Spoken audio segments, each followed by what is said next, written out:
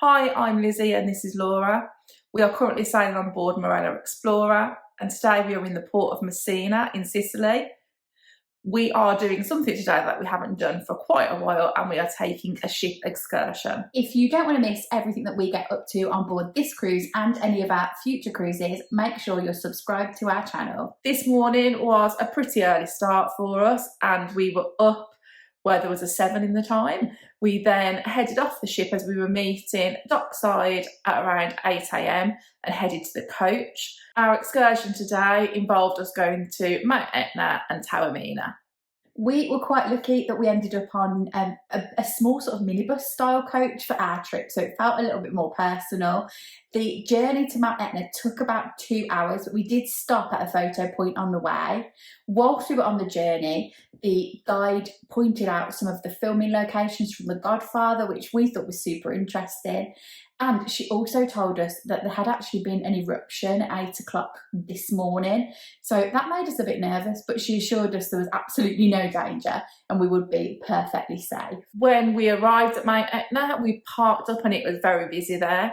It was one of those places where you sort of wish there wasn't as many tourists as there were, even though obviously we were tourists too. We were given about an hour to spend there, and you could choose to walk to the top of a steep crater or go to the lower one. She told us that the timings would be quite tight if you walked up to the steep one, and also that you need to be quite fit and healthy. So we chose to stay around the lower one. Something to be aware of is it is pretty slippy around there. Never really gave it a thought that volcanic rock would be slippy. So we saw a fair amount of people actually fall over. So make sure you're wearing shoes with a decent grip if you are going to visit there. There were also a couple of places there where you could buy things like fridge magnets and snacks. So we purchased a little pizza to share between the two of us as we had had no breakfast. We spent a little bit of time walking around the edge of the crater that we were at and enjoying the views as well from up there because you could see quite far out. It was also pretty chilly, so even on a hot day we were warned that you definitely need to wear a cardigan or something like that up there, but it was a really interesting place to go and visit and we would absolutely recommend it. We then walked back down and headed back onto our coach to head to the next place that we were going to, which was Toarmina. This journey took about an hour and it was sort of back towards the direction where the ship was docked. We saw some absolutely stunning views along the way. The roads were a little bit hairy at points and it did get a little bit scary, but it really was an interesting drive. If you were on this excursion, the coach parks in a proper car park, which is just a short walk to the main street. We were then given an option of staying with our guide, or you could go off and explore on your own. We chose to go off and explore on our own as we fancied having a little wander around. And the first place we spotted was a church with a massive nativity scene in. So we just popped in and had a look at that before heading down towards the Four Seasons Hotel, which Dan and Jay were very keen to go and see because this is where White Lotus was filmed. We spent some time walking along the main street where there were various shops and restaurants. We decided that we were a bit hungry because we'd only eaten that small bit of pizza to share. So we found somewhere where we could sit and have some lunch.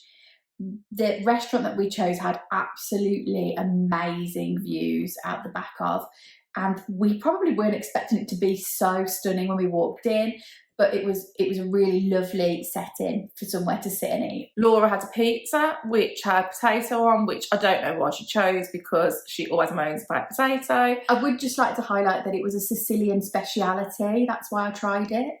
That's what it said on that menu, but she has absolutely zero idea if it actually was. And then I had a pasta dish, which was probably one of the best pasta dishes I've ever eaten. We then realised that we needed to rush ourselves back to the coach as the meeting time was 4:15 and we had taken quite a long time enjoying our food. As I mentioned, Toarmina was part way back towards the ship, so the remaining journey was just about an hour back to the ship. And We got there and I think we were pretty much the last passengers to arrive back at the port. But obviously, as we were on a ship excursion, there was never any danger that the ship would leave without us. Interestingly, at this port, we did go through security in the port building and then had to do it again once we got back on board the ship. Often that doesn't happen when you're on a cruise and you end up doing it one or the other. So this was a little bit annoying, but not too major an inconvenience. We all decided at this point that we were just going to head back to the cabin and have a quick freshen up and get ready for the evening. We were absolutely determined that we were going to get seats in the Squid Anchor, as this is something that we had failed.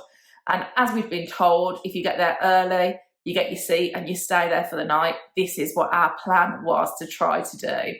So we were super quick at getting ready and we headed straight to the Squid Anchor.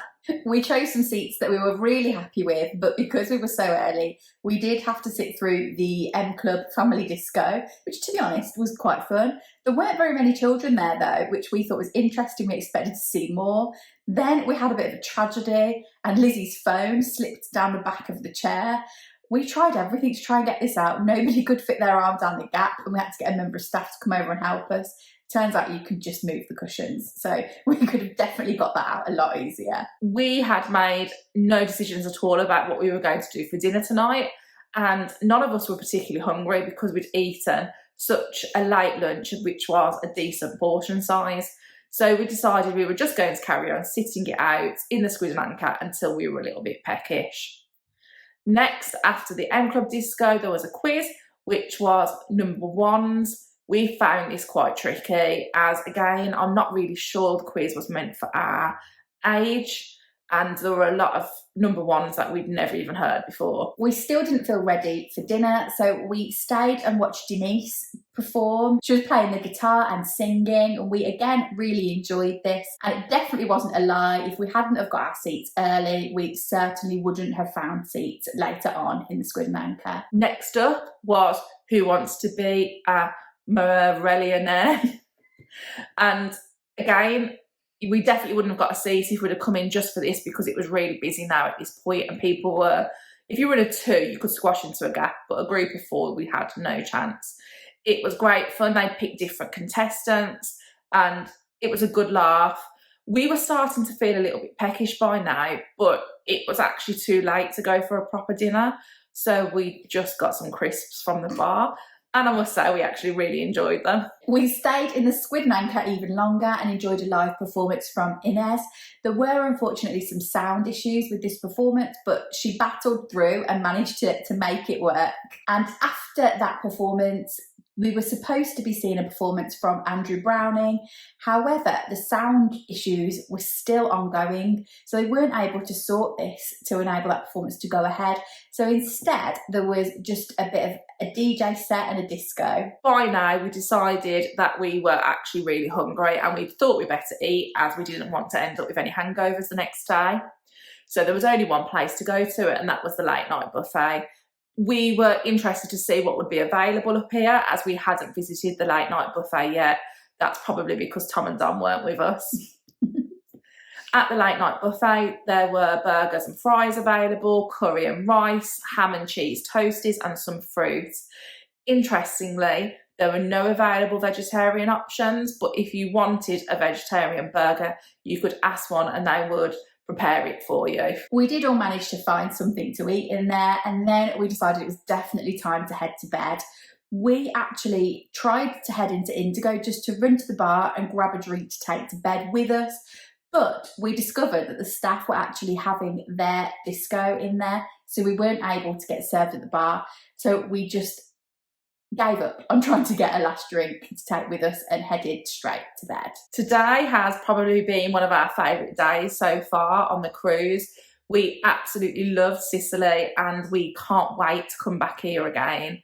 We would love to explore more of the island, and in fact we were discussing about how we'd like to come back for a longer period of time than just a cruise port. We've had a great night in the Squid Anchor, and it is definitely true that maybe you need to forego your late dinner if you want to get yourself a seat if you're on a busy sailing. Thanks for watching. Don't forget to give this video a like and drop any questions you've got in the comments down below.